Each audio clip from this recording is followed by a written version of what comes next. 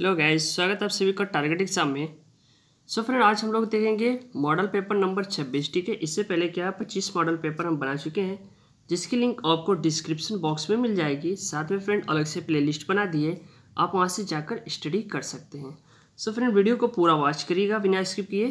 तो आइए देखते हैं इसका पहला क्वेश्चन, साथ में आप भी सॉल्व करते रहिएगा। ओके, फ्रेंड, आज का पहला क्वेश्चन है, भारत में जनांकीय इतिहास में महान विभाजन का वर्ष है। वेरी इंपॉर्टेंट क्वेश्चन है। सारे वही क्वेश्चन जो बीसीएस एग्जाम में पूछे जा चुके हैं। फ्रेंड, अब यहाँ पे राइट ऑप्शन होगा ऑप्शन है, यानी 1921 में क्या हुआ था कि 1911 एवं 21 के दशक में जनसंख्या में हौस यानी -0.31 ठीक है प्रतिशत की कमी आई थी। चलिए नेक्स्ट क्वेश्चन देखते हैं फ्रेंड, निम्न में से किस एक का संबंध पर्यावरणीय सुरक्षा से नहीं है? तो भैया यहाँ पे नई शब्द लगा है, ध्यान दीजिएगा। अब यहाँ पे राइट ऑप्शन होगा ऑप्शन सी यानी वातानुकूलन। ठीक है, नोट भी करते चलिएगा, काफी इंपॉर्टेंट क्वेश्चन है। ओके, सो नेक्स्ट क्वेश्चन देखते हैं फ्रेंड, विकास का भारतीय मॉडल किसके हितों की सुरक्षा करता है? तो भैया यहाँ पे भारतीय मॉडल की बात हो रही है। सो यहाँ पे राइट ऑप्शन होगा ऑप्शन सी यानी व्यक्ति राज्य दोनों की। तो भैया भारतीय मॉडल क्या है? तो अगर हम बात करें, भारत ने विकास के लिए मिश्रित अर्थव्यवस्था का मॉडल अपनाया, जिसके अंतर्गत क्या है, निजी एवं सार्वजनिक भागीदारी को सुनिश्चित किया गया। ओके फ्रेंड, चलिए सो नेक्स्ट क्वेश्चन है, भारतीय हीरा संस्थान कहाँ स्थित है? तो भैया यहाँ पे हीरा संस्थान की बात हो रही है। राइट ऑप्शन होगा ऑप्शन बी यानी सूरत में। स्थापना हुई थी 1978 ईस्वी। डेट याद रखिएगा फ्रेंड, नोट भी कर लेना। ओके, चलिए सो नेक्स्ट क्वेश्चन है, मेघालय का पठार भाग है। अब यहाँ पे राइट ऑप्शन होगा ऑप्शन बी यानी प्रायद्वीपीय खंड का। तो भैया पश्चिम बंगाल में मालदा वंश उत्तरी पूर्वी भाग में स्थित मेघालय के कॉर्बी एंगलांग पठार को छोटा नागपुर से अलग करता। ठीक है, प्रायद्वीपीय खंड की उत्तरी सीमा कटी फटी है, ये भी ध्यान दीजिएगा। चलिए नेक्स्ट क्वेश्चन है, पेट्रो रसायन के उत्पाद का सबसे बड़ा केंद्र कहाँ पर स्थित है? तो भैया यहाँ पे पेट्रो रसायन की बात हो रही है, तो एक बात ध्यान दीजिएगा। चलिए फ्रेंड, इसका राइट ऑप्शन होगा ऑप्शन यानी जामनगर। ओके, सो नेक्स्ट क्वेश्चन देखते फ्रेंड, निम्न में कौन सा सही नहीं है? तो भैया यहाँ पे नहीं शब्द लगा है।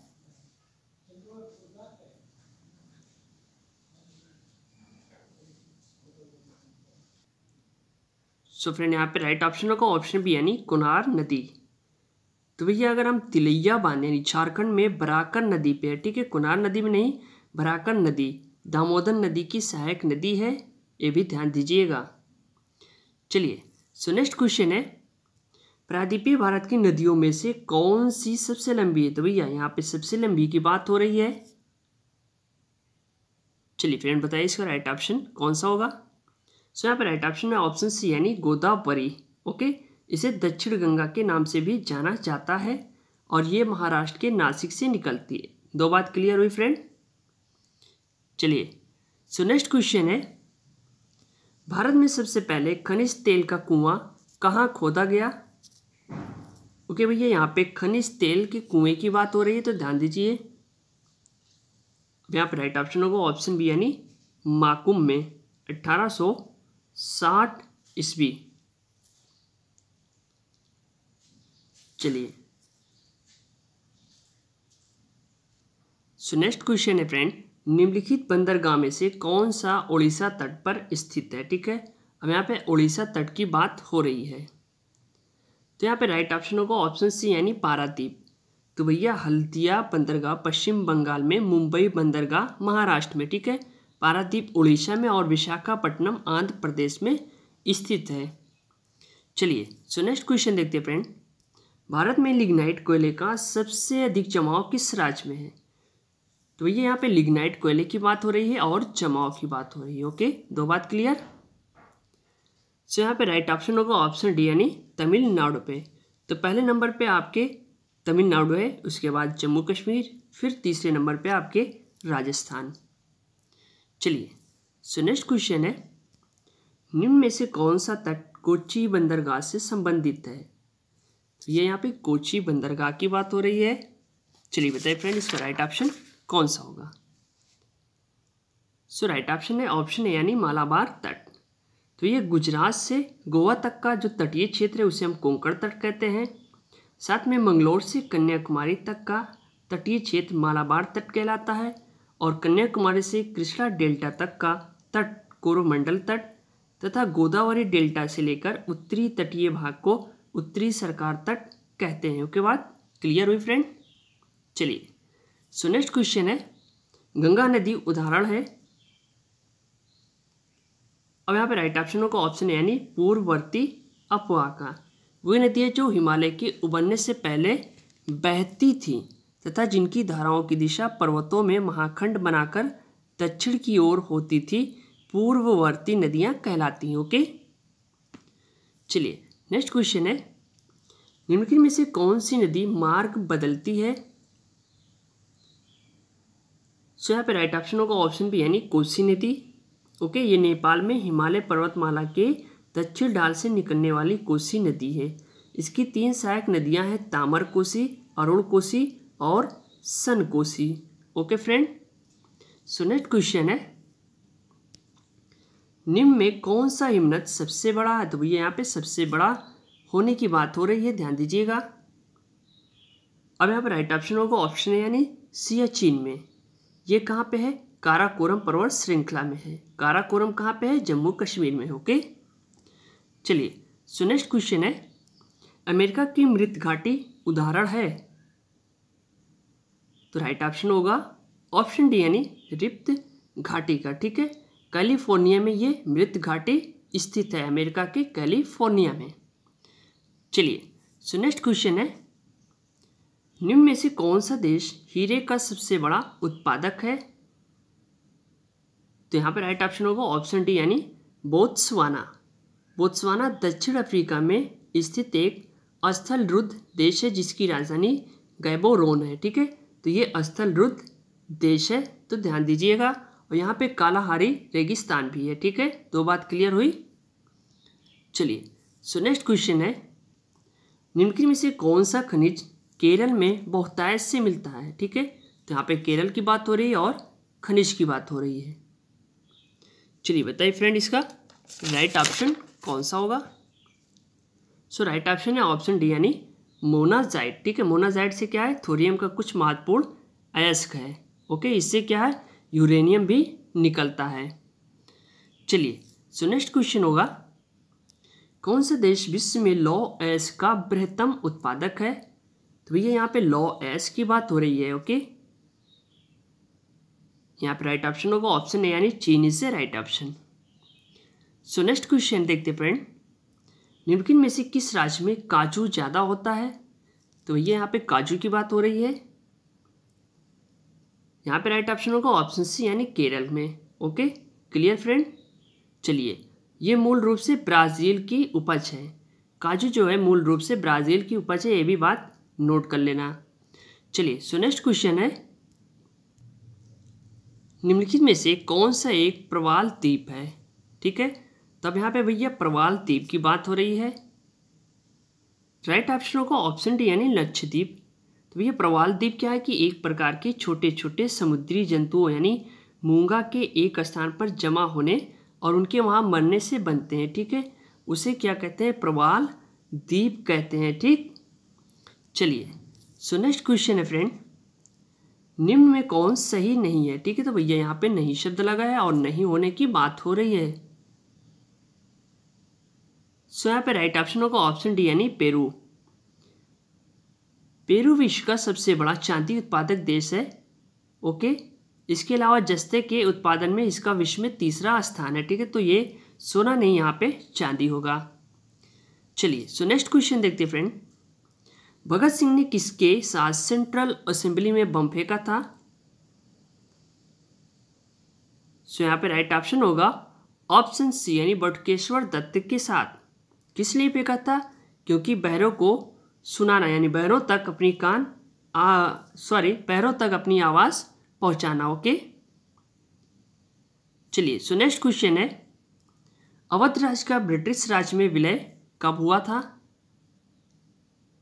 सो यहाँ पे राइट ऑप्शन होगा ऑप्शन सी यानी 1856 ईस्वी में डलहौजी ने अपने विलय नीति के कारण कुशासन का आरोप लगाकर ब्रिटिश राज में अवध राज को मिला लिया था। ओके, चलिए नेक्स्ट क्वेश्चन है, फ्रांस तथा स्पेन के बीच सीमा बनाने वाला पर्वत कौन सा है? सो यहाँ पे राइट ऑप्शन होगा ऑप्शन डी यानी पेरिनीज। अपेनाइन्स पर्वत क्या है? इटली के मध्य में स्थित है। आल्प्स पर्वत फ्रांस इटली में है, जबकि जुरा पर्वत फ्रांस और स्विट्जरलैंड के मध्य स्थित है। ओके, चलिए सो नेक्स्ट क्वेश्चन है, निम्नलिखित में से कौन सा देश नील नदी द्वारा अपवाहित नहीं होता? ध्यान दीजिएगा फ्रेंड, काफ़ी इंपॉर्टेंट क्वेश्चन है। सो यहाँ पे राइट ऑप्शन होगा ऑप्शन ए यानी चार्ट। अफ्रीका की नील नदी जो विश्व में सबसे लंबी है, नील नदी विक्टोरिया झील से निकलती है। Okay friend, clear? चलिए सो नेक्स्ट क्वेश्चन है, सोडियम धातु का संग्रह निम्न में डुबोकर किया जाता है। तो यहाँ पे सोडियम धातु की बात हो रही है, तो राइट ऑप्शन होगा ऑप्शन ए यानी केरोसिन में। क्यों?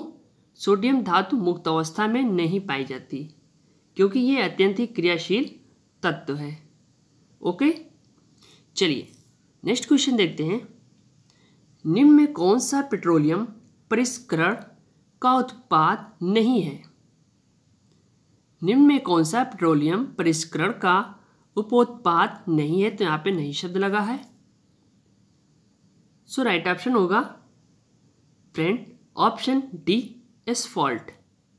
ओके, चलिए सो नेक्स्ट क्वेश्चन है, मृग तृष्णा उदाहरण है। चलिए बताइए फ्रेंड इसका राइट ऑप्शन कौन सा होगा? सो राइट ऑप्शन है ऑप्शन बी यानी पूर्ण आंतरिक परिवर्तन। सो नेक्स्ट क्वेश्चन है, स्प्रिंगिंग टाइगर पुस्तक किसकी है? राइट ऑप्शन है ऑप्शन बी यानी सुभाष चंद्र बोस की। ये प्रकाशित हुई थी 1960 में और इसके लेखक थे हग टॉय। ओके, चलिए सो नेक्स्ट क्वेश्चन है, इंडिया विंस फ्रीडम पुस्तक आत्मकथा किसकी है? तो ये यहाँ पे इंडिया विंस फ्रीडम की बात हो रही है। सो राइट ऑप्शन होगा ऑप्शन सी अबुल कलाम आज़ाद की। ओके, चलिए अगला क्वेश्चन है, निम्नलिखित में से किस देश में गदर पार्टी की स्थापना हुई थी? तो ये यहाँ पे गदर पार्टी की बात हो रही है। सो राइट ऑप्शन होगा ऑप्शन यानी अमेरिका में। ध्यान दीजिएगा काफ़ी इंपॉर्टेंट क्वेश्चन, यानी नवंबर 1913 में सोहन सिंह माकना ने हिंद एसोसिएशन ऑफ अमेरिका की स्थापना की।